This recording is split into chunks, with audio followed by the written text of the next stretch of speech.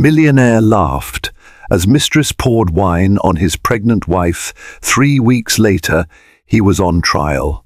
A tall crystal flute tipped precariously in the candlelit glow, sending a stream of rich burgundy wine cascading over a very pregnant woman's pristine white gown. Her husband, an influential millionaire, revered by some and reviled by others, threw his head back and laughed. Onlookers froze, transfixed by the spectacle, a mistress triumphant, a wife humiliated, and a man's cruel delight. Whispers raced around the opulent dining hall. Little did anyone know, this was just the beginning. In 3 short weeks, that very same man, seemingly untouchable, would be on trial. Betrayals, secrets, and shocking revelations would soon unravel, changing everything they thought they knew. The late autumn evening brought a gentle chill to the bustling city of Aspen Falls. Over in the exclusive private lounge of the Bradford, a high-end rooftop restaurant perched atop a sleek skyscraper, music played softly against clinking silverware and hushed conversation.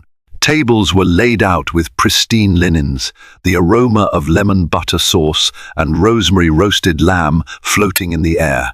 The Bradford was known to host only the wealthiest elite, and that evening, its crowning table set on a slightly elevated platform overlooking the city lights belonged to Graham Ashworth, a multi-millionaire known for his flamboyant parties and powerful business acquisitions.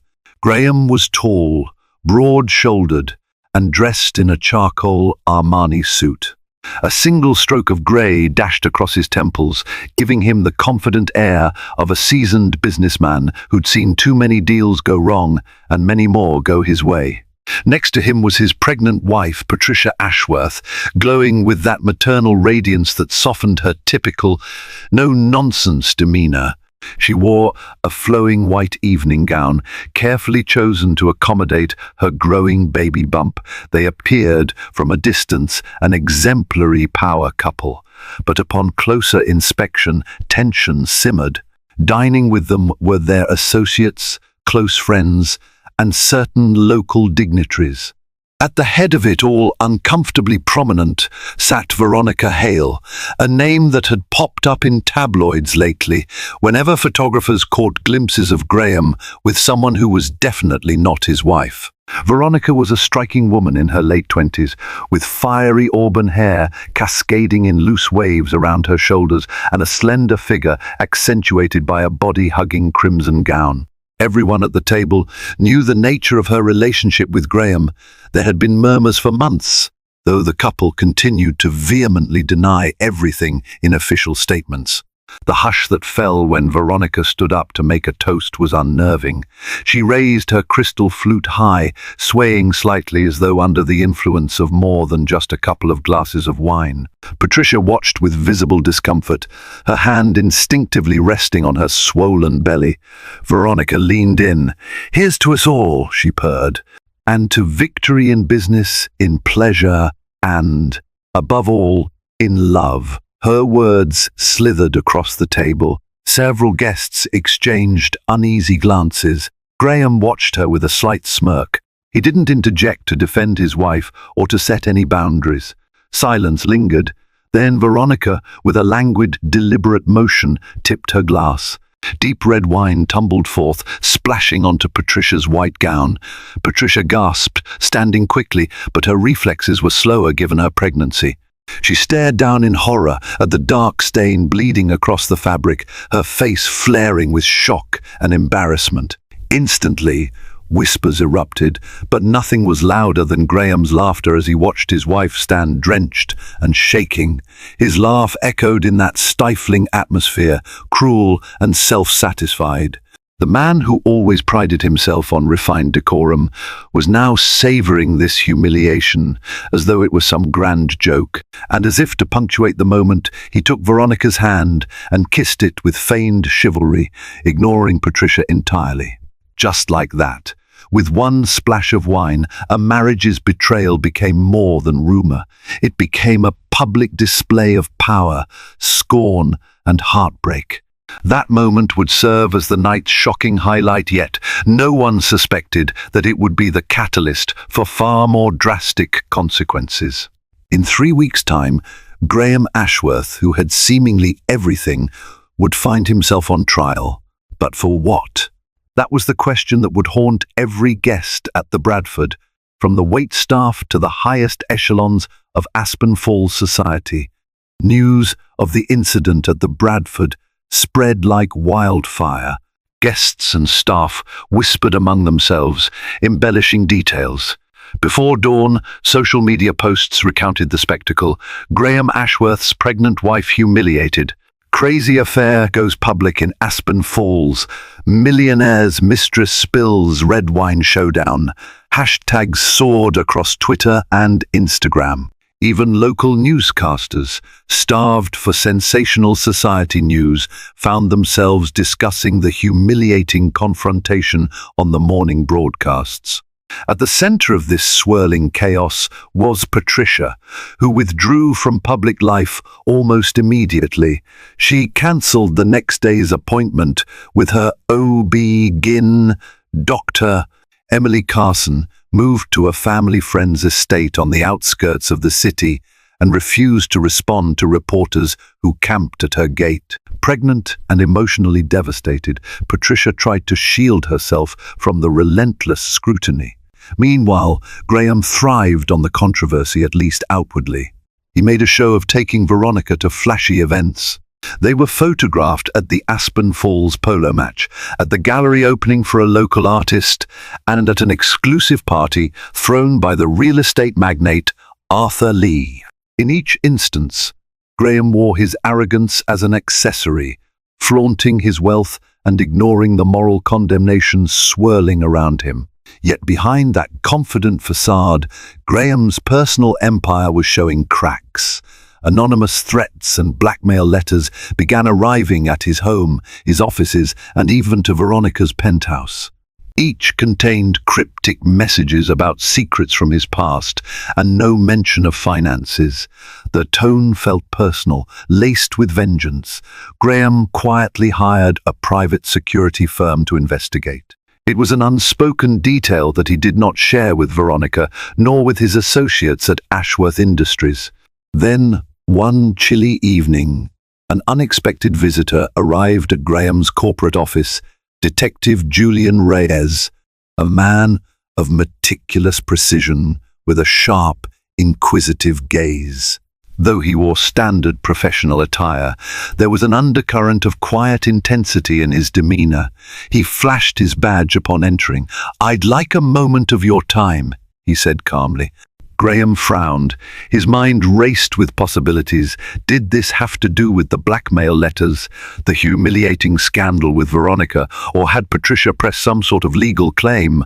He tried to read the detective's neutral expression and found little to interpret.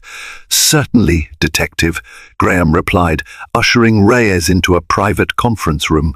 Once the door closed, the detective wasted no time. "I'm investigating an unusual complaint," Reyes began. "A sworn statement that you used intimidation tactics, threatening an individual connected to your wife's father, Samuel Bateman." Graham's face betrayed a flicker of confusion, or perhaps it was alarm. Samuel Bateman was Patricia's father, a retired judge who still held enormous sway in legal and political circles.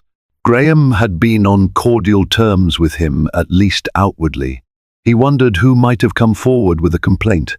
"I can't imagine what you're talking about," Graham said smoothly. "Is it possible someone is trying to defame me due to the recent coverage in the press?" Reyes shrugged. "Perhaps, but the statement says you threatened Mr. Bateman's associate about revealing damaging personal information. The complaint was lodged anonymously, but the details are very specific." Graham's chest tightened. He schooled his features to remain calm. "I assure you, if anyone is making these claims, they are false." Detective Reyes studied him. "For your sake, I hope so. We'll be in touch." Within 10 minutes, the detective left. Graham sat alone in that conference room, feeling the magnitude of the fiasco creeping up on him. The betrayal at the Bradford was just the tip of the iceberg. Now he faced blackmail, police inquiries, and potential lawsuits. Still, he held on to the thought that he was Graham Ashworth, unstoppable. He had every reason to believe that money, power, and the right alliances could solve all problems. He had no idea what avalanche was about to crash down on him. Patricia sat in a quiet sitting room at her friend Lucinda Morgan's estate. She was grateful for the refuge. Lucinda had been a college classmate of hers, a confidant since they pledged the same sorority at Vanderbilt University. Lucinda's mansion featured expansive gardens and secluded corners where paparazzi dared not venture. Sunlight streamed through tall windows, illuminating the luxurious cream-colored sofas and the tall library shelves, lined with classic literature. Patricia had just finished confiding in Lucinda, tears tracing silent paths down her cheeks. "I just don't know what to do, Lucy," she whispered, her hand resting protectively over her pregnancy bump. "I can't go back. I can't just pretend everything is okay. And I'm also petrified that if I stand up to Graham in the media, he'll do something worse." Lucinda pulled her into a comforting embrace. "You shouldn't have to deal with this alone.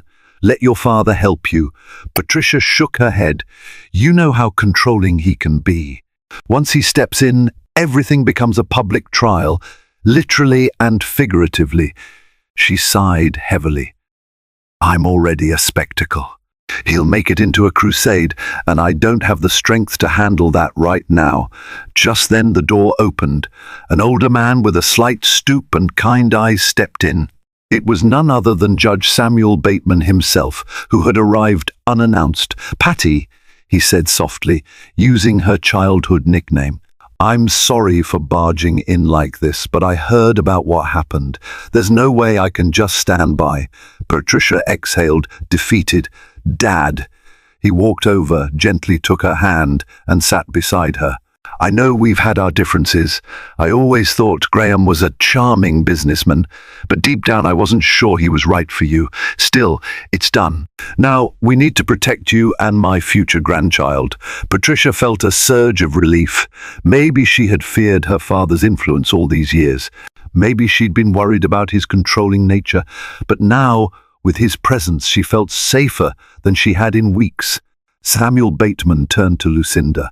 "I hope it's all right that I came uninvited.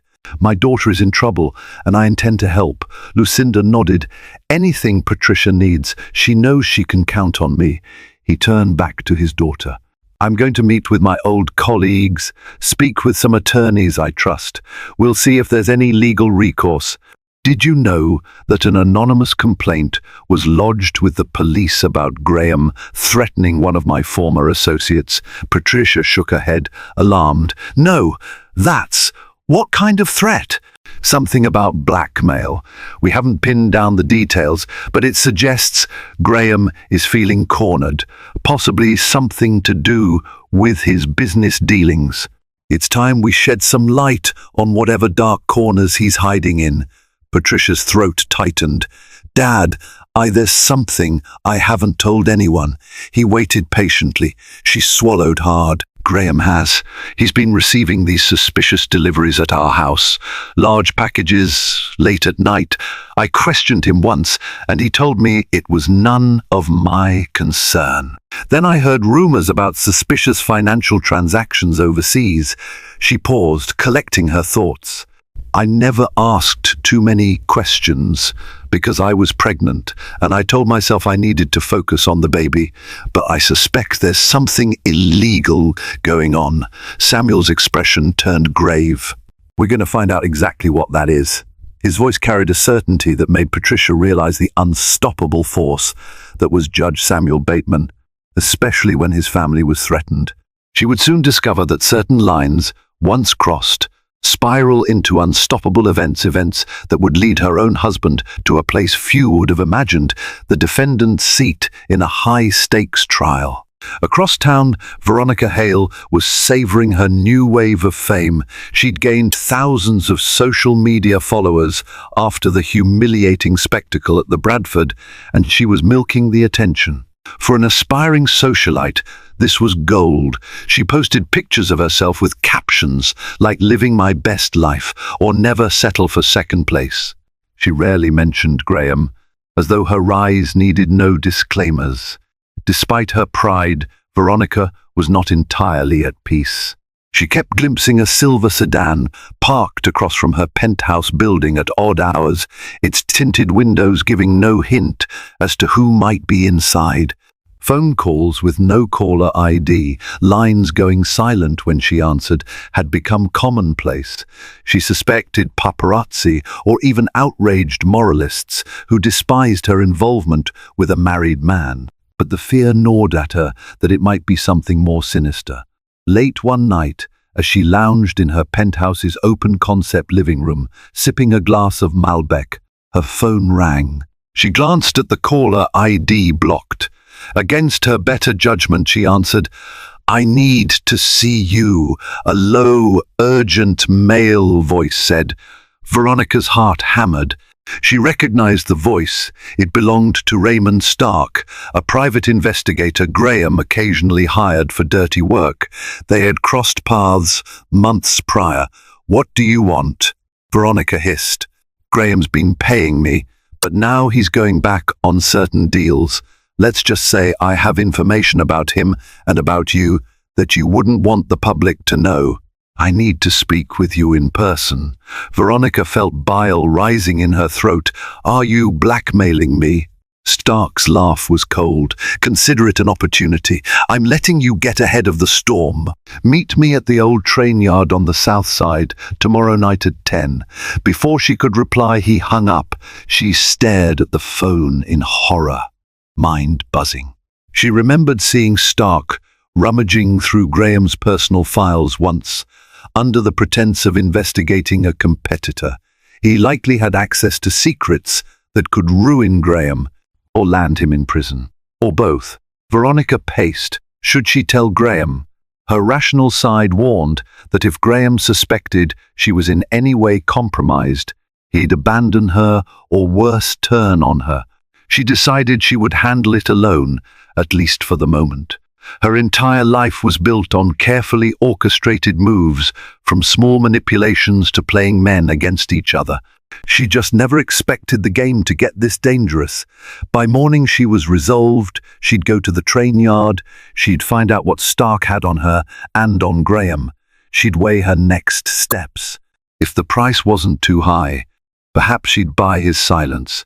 If it was something catastrophic, she might have to consider giving the information to the highest bidder. After all, she had no loyalty to Graham except for what he offered her, and money, as she had come to learn, was fleeting. Reputation was everything. Detective Julian Reyes found himself stuck between an anonymous complaint and swirling allegations. He had a sense that something bigger than marital drama was amiss in Graham Ashworth's world. The blackmail letters, the rumored threats to Judge Bateman's associates, the mysterious hush surrounding certain accounts in Ashworth Industries, pieces of a puzzle, but no direct evidence yet. One afternoon, Reyes decided to pay Patricia Ashworth a visit at Lucinda Morgan's estate. He arrived unannounced, his respectful tone appeasing the hesitant house staff. He was led to the solarium, where Patricia was tending to potted orchids, trying to distract herself from her troubles. She glanced up, startled to see him. "Detective," she said quietly, brushing soil off her hands. "Is something wrong? I'm here to check in, Mrs. Ashworth." He paused, "and to follow up on some leads. May I sit?" Patricia nodded, motioning to a rattan chair near hers. They settled among the sunlit foliage, the sweet scent of flowers mingling with the tension in the air. "Is Graham in trouble?" Patricia asked. Reyes cleared his throat. "I'm not at liberty to say, but I'd like to know if you have any information about his business dealings or personal actions that might be relevant to an ongoing investigation." She hesitated, her eyes misting with residual pain. "I know he's been receiving strange deliveries and might have overseas accounts with questionable activity, but I don't have concrete details, Detective. I stopped asking questions when he started shutting me out after I got pregnant. It seemed easier to avoid conflict. Reyes studied her, taking in her obvious vulnerability. If you recall anything else that could be a piece of the puzzle, please contact me. He stood to leave, then paused, pulling a business card from his breast pocket. Keep this with you. If you ever feel unsafe, call me. Patricia took the card, reading the name, Detective Julian Reyes, Aspen Falls, PD. She gave a small, grateful nod. For a moment, she almost felt a semblance of security. When Reyes left, Patricia stared at the detective's card. She had that sense, deep in her gut, that events were converging toward a climax. She just didn't know how violent or traumatic it would be. No matter how deeply hurt she was, she never thought she'd see the day her husband faced public legal scrutiny, and certainly not the day she might be asked to testify against him. At precisely 10 o'clock the following night, Veronica Hale slipped out of her chauffeured car at the abandoned train yard on the south side of Aspen Falls. Her stiletto heels clicked ominously against the worn concrete as she walked through a labyrinth of rusted boxcars, vacant tracks and broken glass. A single flickering street lamp cast harsh shadows. Out of the darkness, a figure emerged, Raymond Stark, wearing a hooded jacket. His angular face was partially illuminated by the glow of a cigarette he held between his lips. "You're late," he said, exhaling smoke. Veronica's chin lifted defiantly. "Cut the theatrics. What do you want?" Stark dropped the cigarette, crushed it underfoot. "I was on Graham's payroll to gather information on certain rivals, but I discovered more than I bargained for." Veronica's eyes narrowed. "What are you talking about?" Stark pulled out a small flash drive from his jacket pocket, holding it out tantalizingly. It's got files, bank transactions, passports, shipments. Let's just say your precious Graham might be involved in laundering money for some very unsavory people. If that sees the light of day, he's finished. Veronica swallowed hard. She knew Graham was shady, but actual criminal activity on that scale, that could destroy him, possibly send him to prison. Also, by association, it could torpedo her social climbing if anyone thought she was complicit. "Let me guess. You want me to pay you to keep it hidden?" she said, folding her arms. Stark grinned. "Clever girl, but it's not just about money. I need protection from powerful people. Graham's not the only one who stands to lose big if this goes public." Veronica cocked an eyebrow. "And how am I supposed to offer you protection? I know you have connections, people in your circles who can broker deals, hush up the right channels, bury evidence. You make a call or two, we share the spoils, and Graham's secrets stay buried." For a long moment, Veronica considered. She had some high society connections, but they were more into forging social alliances and charity galas, not burying federal crimes. Still, maybe she could manipulate them if the payoff was enough. If she refused, Stark might go to Patricia, or Judge Bateman, or the authorities, or the press. The scandal would blow up. She imagined the headlines, "Socialite mistress tied to money laundering scheme." "All right," she said quietly. "Give me 24 hours. I'll see what I can do." Stark studied her expression. He handed her the flash drive. "I'll expect a call tomorrow, same time." Veronica nodded, slipping the flash drive into her handbag. She walked away, her heart pounding. She had no illusions that Stark had kept the only copy. He likely had backups, an insurance policy. She was stepping into treacherous territory, but if she handled it right, she might come out on top and perhaps claim a bigger piece of Graham's fortune for herself. What she couldn't anticipate was that a silent observer perched behind a dilapidated boxcar had been filming them the entire time. Detective Julian Reyes had been tipped off about this meeting. He had the entire conversation recorded, albeit muffled. Suddenly, the tangled web of Graham Ashworth's personal fiasco was starting to yield tangible leads for a criminal investigation. A powerful man's downfall was not just probable, it was inevitable. 2 days later, Patricia Ashworth was propped up by pillows in a guest room at Lucinda's estate, trying to rest. She'd been experiencing early contractions, false alarms, Dr. Emily Carson said, but still terrifying. Stress was a probable factor. The baby was only 7 months along, and Patricia feared going into premature labor amidst all the chaos. While lying there, she checked her phone. Several missed calls from unknown numbers, voicemails piling up. Finally, she mustered the courage to listen. The first few were from eager reporters. The last message, however, sent a chill through her. A voice disguised by a modulator crackled. "You think you're safe at your friend's mansion. You have no idea what's coming. Stay out of Graham's business, or you'll regret it." Patricia's pulse raced, her free hand cupping her belly. Who would threaten a pregnant woman? She suspected it was one of Graham's associates, or someone who wanted to keep her silent about his potential crimes. She immediately dialed her father. "Patty?" Judge Bateman answered on the first ring. She struggled to keep her voice steady. "Someone's threatening me, Dad. I have no idea what to do. Send me the recording." "I'll have the police examine it," he said firmly. "We're not letting these people intimidate you. I'm going to talk to Detective Reyes." She exhaled, tears of relief. "Okay, thank you. Take care of yourself, honey. And if at any point you feel unsafe, tell Lucinda. Have her bring you to my place. I have security. No one will touch you there." Patricia nodded, ending the call.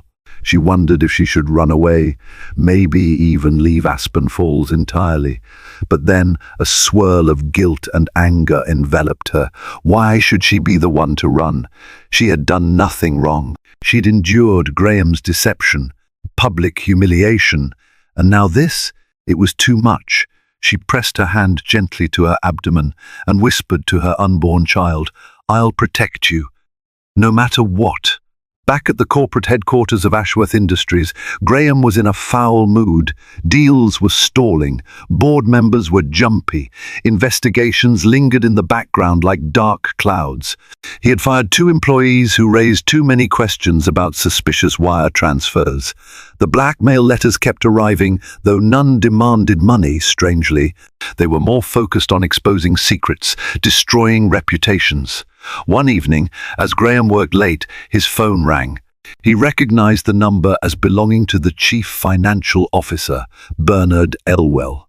Bernard's voice trembled with barely concealed panic. "Graham," he said in a hushed tone, "we've been subpoenaed." Graham froze. "Subpoenaed for what?" Bernard inhaled sharply. "The district attorney's office is investigating alleged money laundering tied to some of our overseas accounts. They want all financial records for the last 18 months. Graham's mouth went dry. "Tell them we'll comply. Stall as much as possible. I'll bring in our attorneys." Bernard hesitated. "Graham, the attorneys can only do so much. If they have enough to suspect us of wrongdoing," Graham cut him off. "We'll handle it," he growled. "I won't let them tear us down." But once he hung up, the confidence in his voice vanished into the silent gloom of his office. He slumped in his leather chair, eyes on the city lights beyond the window. Veronica had been distant lately, citing some urgent personal matters, and Patricia had cut off all contact except for the necessary items regarding her pregnancy. Even his usual business allies were acting cagey. The walls felt like they were closing in. He realized this might be bigger than a scandal. He could actually face criminal charges. Anger flared at the blackmailers, at his father-in-law, at Patricia for being so weak, at the whole system. The betrayal at the Bradford was child's play compared to the fiasco looming. He clenched his fists. No, he would not let them ruin him. He'd do whatever it took to secure his fortune and his freedom. Judge Samuel Bateman had never been a man to back down from corruption. Even in retirement, his legacy was that of a fierce jurist who dismantled organized crime rings in the city decades ago. Now, facing the possibility that his own son-in-law was involved in illegal activities, he couldn't resist stepping in. He arranged a meeting with Graham at a neutral location, a private lounge in an upscale hotel. Graham arrived in a dark coat, scanning the place for potential eavesdroppers before taking a seat opposite his father-in-law. The tension was so thick it could have been cut with a knife. "You wanted to see me?" Graham said, voice cold. Judge Bateman looked at him, unflinching. "Patricia is receiving threats. She's carrying your child. I trust you're aware of this?" Graham's eyes flickered with something akin to concern, but quickly hardened. "Threats? From who?" "That's what I intend to find out," Bateman replied calmly. "I'm warning you, if you know anything about these threats, if they stem from your business dealings, you need to put a stop to it." Graham stiffened. "I've never threatened my own wife. If someone's harassing her, it's not me. How dare you imply?" "I'm implying that your hands are dirty, Graham. Don't pretend I don't know about your dealings. The dart is on your trail, and I have colleagues in that office. I'm aware of the subpoena." Graham's face twisted. "So that's what this is? A father protecting his daughter by threatening me with legal retribution?" Bateman's tone remained measured. "This isn't about intimidation. It's about justice. You humiliated my daughter, betrayed her, and now it appears you might have put her in danger along with your unborn child through your questionable dealings. Mark my words, I won't rest until both she and that child are safe." Graham scoffed. "What are you going to do, old man? Use your retired judge influence to twist the law? You can't make me vanish." Bateman sighed. "I don't need to twist anything. The evidence is piling up on its own." He leaned forward, voice low. "Give Patricia the respect she's owed. Offer her and the baby financial security. Keep her out of your mess. If you fail to protect them," he paused, letting the implication hang in the air, "then I'll use every connection I have, every resource at my disposal, to destroy you." They stared at each other for a long moment, an unspoken battle of wills. Eventually Graham rose, threw some bills on the table to pay for the untouched drinks, and stormed out. Judge Bateman watched him leave, feeling the old adrenaline surge from his courtroom days. He had no illusions that Graham would change overnight, but he was prepared for the war that was coming. That night, Veronica received another call from Raymond Stark. She had spent the last 24 hours discreetly reaching out to certain wealthy acquaintances, trying to gauge if anyone had the means or inclination to orchestrate a hush-up. It was trickier than she'd anticipated. The old money elites in Aspen Falls liked gossip and scandal only when it served their own ends. Helping to bury possible federal crimes was another matter entirely. When she answered Stark's call, he sounded terse. "Any progress?" Veronica gritted her teeth. "I spoke to a few people." This type of cover-up is not a simple transaction. They want to see what they're dealing with. They need proof that it won't backfire. Stark let out an exasperated breath. "I gave you a flash drive. Isn't that proof enough? They want to verify it." Veronica shot back. "They want details, who the players are, the scope of the money laundering, how compromised the accounts are. If I go to them with half-baked data, they'll slam the door in my face." Stark paused. "I can provide more, but that means a bigger risk for me, and a bigger payout." Veronica rolled her eyes. "Yes, of course. What else is new?" She inhaled sharply. "Look, if you can give me something that conclusively ties Graham to criminal activity dates, transaction IDs, signed documents, I can spin it in a way that these people will handle it. They might be willing to kill the story if they see an advantage." "Fine," Stark said. "Meet me tomorrow night, same place." She hung up, her nerves frayed. This was becoming more dangerous each passing day. If Graham found out she was meddling, or if the authorities caught wind that she was conspiring to hide evidence, she could be complicit in obstruction of justice. Her entire future was balanced on a razor's edge. Events began moving at a dizzying speed. Court documents leaked. A well-known journalist named Valerie James published an expose in the Aspen Daily Chronicle, hinting at Graham's possible involvement in a sprawling money laundering operation with connections to shady offshore entities. Patricia's name was mentioned only in passing as the unsuspecting wife. Veronica's presence was overshadowed by the broader criminal allegations swirling around Graham. Graham had no choice but to lawyer up. His legal team scrambled to assure him that, without concrete evidence, the DA's case was weak. But each day, new revelations emerged. Detective Reyes quietly continued gathering data from his sources, including the footage he had from the train yard. Though the audio was incomplete, it suggested enough wrongdoing to justify deeper investigations. Meanwhile, Patricia, increasingly concerned for her own safety, moved into her father's heavily guarded estate. She tried to keep her stress levels down for the baby's sake. Part of her wept for the man she once loved, recalling the early days of their relationship. Graham had been ambitious and charismatic, sweeping her off her feet. The cruelty he displayed now, allowing Veronica to publicly shame her, entangling her life in illegal dealings, felt like a horrifying betrayal. The night Veronica was set to meet Raymond Stark again, thunder rumbled in the distance, and dark clouds veiled the moon. She took a different car, wearing a long coat over plain jeans and sneakers, practical attire for once. She wasn't seeking attention tonight. She arrived at the deserted train yard, bracing herself against a cold wind. Stark was nowhere to be seen. She paced, hugging the coat around herself, tension coiling in her stomach. After 10 minutes, she decided to call him. No answer. 20 minutes passed, the wind picked up, and the sky opened into a light drizzle. Still no sign of Stark. Suddenly, a figure appeared. Veronica exhaled in relief, but as the person drew closer, she realized it wasn't Stark.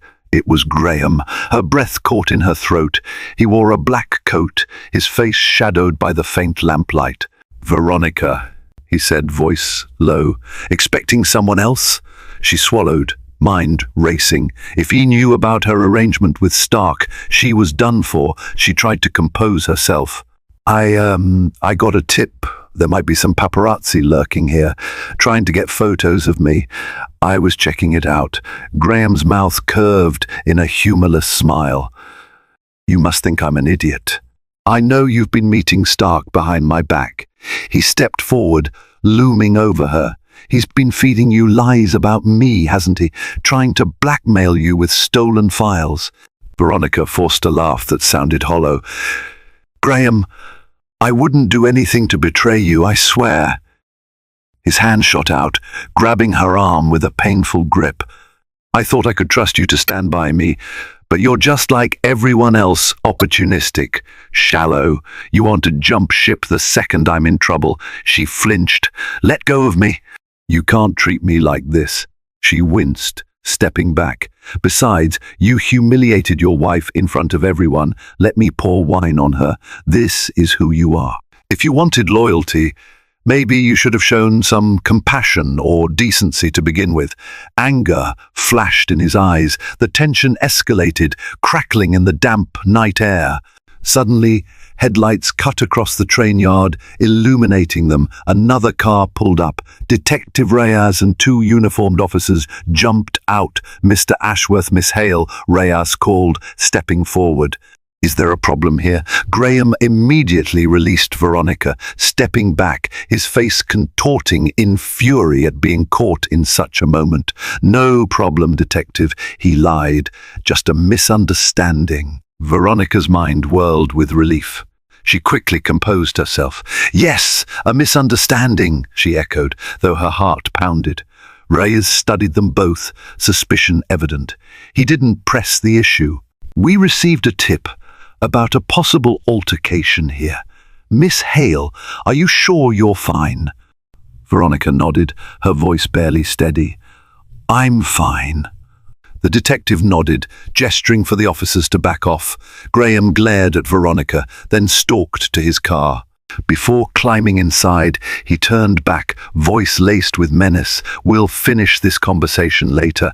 As soon as his taillights faded, Reyes approached Veronica. "I need that flash drive," he said softly. "You're in way over your head. If you cooperate, there might be a deal for you." She met his gaze, fear and desperation swirling in her eyes. For a moment she didn't answer. Then she nodded slowly. "Let's talk," she whispered.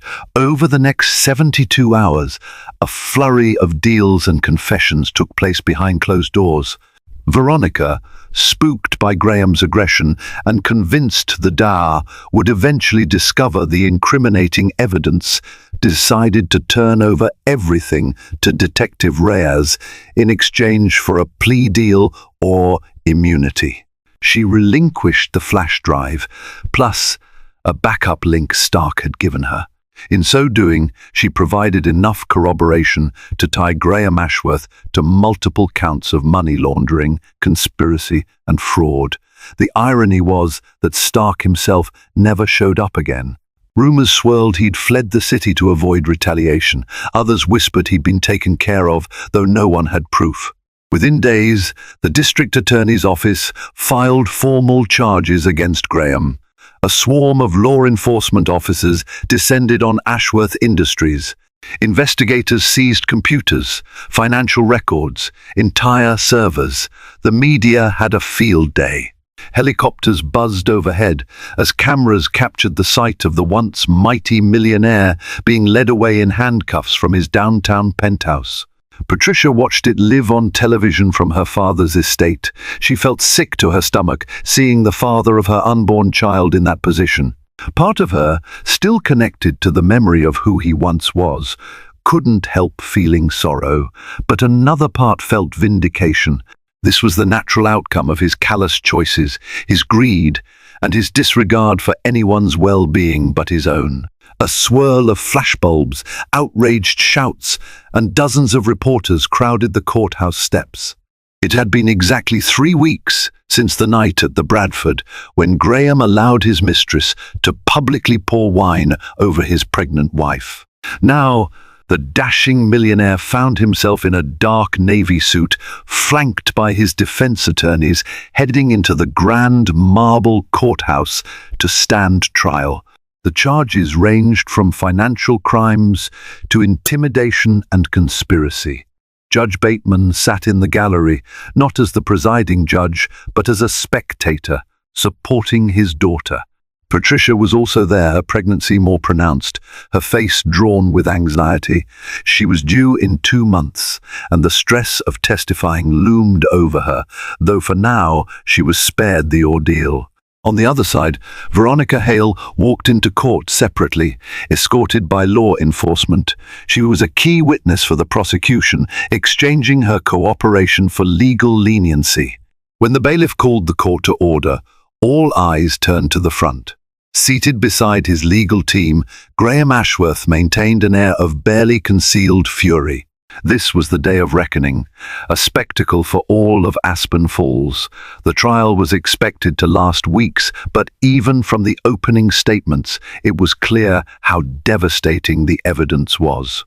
The prosecution painted a portrait of a man who, behind his veneer of wealth and glamour, orchestrated a sprawling scheme to hide illicit funds, bribed officials, and threatened anyone who stood in his path. The highlight of the day came when the prosecutor displayed bank transfers that matched the data on Veronica's flash drive. Though Graham's attorneys objected, claiming the chain of custody was questionable, the judge allowed it as preliminary evidence. Outside the courthouse, throngs of citizens and journalists clamored. Commentators on national news channels dissected every piece of testimony. The story of Graham's downfall, especially after his callous treatment of his pregnant wife, captivated the public imagination. The once powerful figure had transformed into a cautionary tale overnight. Patricia, though not yet called to the stand, felt an internal tremor. She wondered if this was truly the end of her marriage or just the beginning of a different nightmare. She had to consider how to raise a child in the aftermath of this national scandal. Could she, or the child, ever truly escape the shadow of Graham Ashworth's disgrace? 2 days into the trial, a surprise witness emerged. Bernard Elwell, Graham's CFO, had struck a deal with the Dow. He testified about memos, instructions from Graham to funnel money through shell corporations, and covert shipments disguised as legitimate merchandise. The damning evidence piled high. Graham's legal team attempted to discredit Elwell, painting him as a desperate man saving his own skin, but the chain of emails and documents was too robust. Additionally, Detective Rise took the stand, describing the months-long investigation, culminating in the tip-off that led him to the train yard. The defense tried to poke holes in the detective's methods, yet Reyes had an impeccable record. More damaging still was a partial audio recording, albeit muffled, that revealed Veronica and Stark discussing hush money to bury the illegal shipments and accounts. It strongly implicated Graham as the orchestrator. Meanwhile, Veronica made a highly anticipated appearance. Dressed modestly, with subdued makeup, she portrayed herself as someone manipulated by Graham. Under direct examination by the prosecutor, she recounted the humiliating dinner at the Bradford. Though the main charges were financial crimes, the prosecutor sought to illustrate Graham's character and intimidation tactics. "What did you feel that night when you poured wine on Miss S. Ashworth?"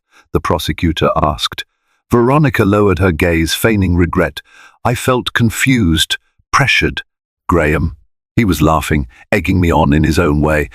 "I never intended to harm Patricia physically, but I was desperate for Graham's affection, for his favor." The defense objected, calling it irrelevant, but the judge allowed the testimony to stand for context. The public devoured this sensational confession. The trial was about more than money. It was about the moral downfall of a powerful figure. On the fourth day, Patricia Ashworth was called to the stand. Her father hovered close in the front row, prepared to intervene if she showed signs of distress. Her attorney had advised her on how to handle cross-examination, but still she was terrified. She felt the baby shift inside her, as if sensing her nerves. Under direct questioning, the prosecutor asked softly, "Miss S. Ashworth, can you describe your marital relationship with Mr. Ashworth in the months leading up to his arrest?" Patricia took a breath, tears threatening. "He was distant. He took phone calls at odd hours, left the house abruptly. He received packages at midnight and told me not to open them. When I asked about finances, he became angry. He once implied that I should be grateful for the lifestyle he provided, and that I shouldn't ask questions." The prosecutor nodded, stepping closer. "Did you ever feel threatened by him?" Patricia's gaze flickered to Graham, who stared at her with an unreadable expression. "I felt unsafe, especially after the dinner at the Bradford. He laughed while his mistress humiliated me. He never apologized. Then I started getting threatening phone calls. I believe they were connected to his activities." The defense pounced on cross-examination, suggesting Patricia was simply a scorned wife seeking revenge. They tried to paint her as emotional, unreliable. But Patricia, guided by her father's counsel, held firm. She stuck to factual incidents, dates, and specifics. Her poise impressed many in the courtroom, and the jury seemed sympathetic.